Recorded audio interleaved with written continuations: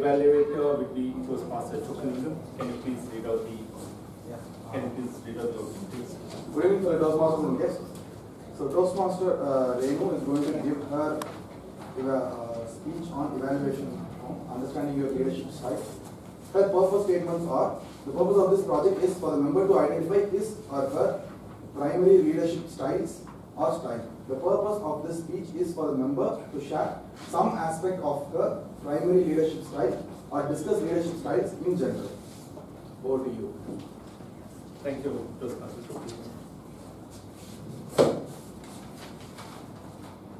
Toastmaster Renu. I did check Toastmaster Renu what her views on racial discrimination is. This is what she had to say. She said, all humans are born equal. We face challenges, success, and failures in similar ways. Only change in attitude will eradicate discrimination. I call over Toastmaster Renu to deliver a speech. Power of stories. Power of stories, Toastmaster Renu.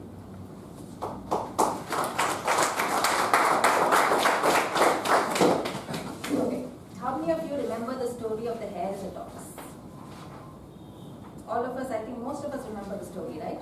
I think this is because stories take us to an entirely different world and we become a part of the story. And what is the message we get from the story? Does anyone know?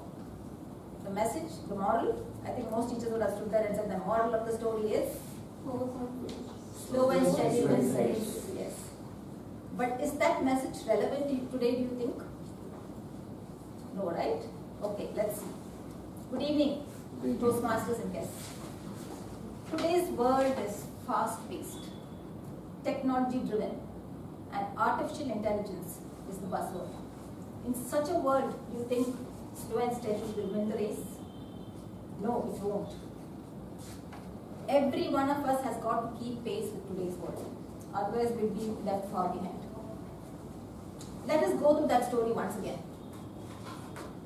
The hare realizes that he lost the race because he was complacent. So he challenges the tortoise to another race. The tortoise agrees, and this time the hare takes off at full speed and wins the race. Now it's a time for the tortoise to reflect. He challenges the hare to another race. And this time too, the hare takes off at full speed, but suddenly he comes to a standstill. He realizes the winning post is across a river and he doesn't know how to swim. So as he's sitting there and wondering what to do, the tortoise comes across, slips into the water, swims across and wins the race. Now both have realized that they have different skills. So now they decide to collaborate. They run the race again, but this time, in the first leg, the hare takes the tortoise on his back. And in the second leg, the tortoise takes the hare on his back. And this way, they both win the race together. So this is how skills, we collaborate, and all of us meet success. What is the message we get from the story now? Each and every one of us is unique. We all have skills, different skills. We all of us have weaknesses and strengths. What we need to understand is recognize our weaknesses, but focus on our strengths. Keep focusing, and that way you will get ahead in life and achieve your goals. But if all of us were to come together and join our skills, definitely each and every one of us will achieve success together. Let me tell you another story. Imagine this, a battlefield covered with the bodies of soldiers, both dead and dying.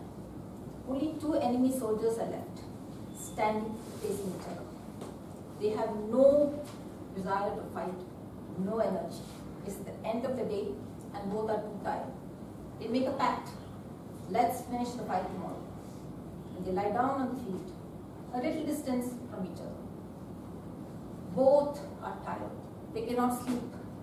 Tossing and turning, they can actually hear each other. So out of the darkness, the first soldier says, "Hey, can we talk?" And the second soldier says, "Go ahead." And the first soldier says, "You know, when I go back," and the second soldier says, "If you go back, you mean. We don't know who's going to win it." And the first soldier says, yes, if I go back, I am never going to war again. It's so meaningless. All these years I've been at war. I've not been able to spend any time with my family. So I'm never going back again. Second soldier says, you are right. War causes only destruction and death. When I go back, the first soldier says, you mean if you go back. And the second soldier says, yes, if I go back, I want to spend a lot of time with my son. I don't even know who he is. He's 9 years old and I have not spent any time with him. And so they went on to talk about their childhood stories, stories about their parents, grandparents, and it went on and on till late into the night. Finally, both of them fell asleep. At the crack of dawn, both were up, facing each other once again. But this time, they knew each other as well as they knew themselves. They could no longer fight. So they looked at each other with tears in their eyes, shook hands, and went their separate ways. And that is the power of stories. When we stop listening to stories, that is when we lose touch with humanity. That is when we realize that we no longer care for each other. Today, all the stories we hear are on social media. Nameless, faceless people. We condemn and judge. That is why today we need to meet real people, share real stories. Stories that can empower, stories can inspire, and stories that can help us get on with our daily lives. Before I conclude, let me share one more story with you. Once upon a time, a Western anthropologist was going to a village. He had actually come to South Africa to study the ethnic tribes of South Africa. As he was passing through a village, he saw a group of children playing together. And he thought to himself, let me play a game with them. So he went across to the children and said, come here, stand in a line next to me. The children stood in a line. He took out a bag of sweets, went across to a tree and placed it under the tree. Then he told the children, when I clap my hands like this, you must all run to that tree. Whoever reaches there first can pick up the bag and keep it for themselves. And so he clapped his hands.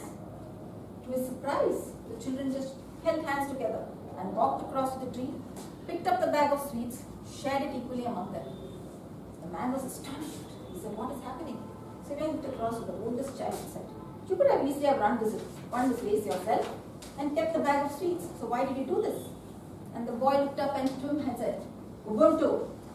That meant, how can I be happy when my friends are unhappy? I am because we are. What a wonderful philosophy. An excellent thing to understand the very essence of humanity. We all exist because each and every one of us is important. In India too, we have a saying, Vasudhaiva Kutumbakam, which means the world is one family.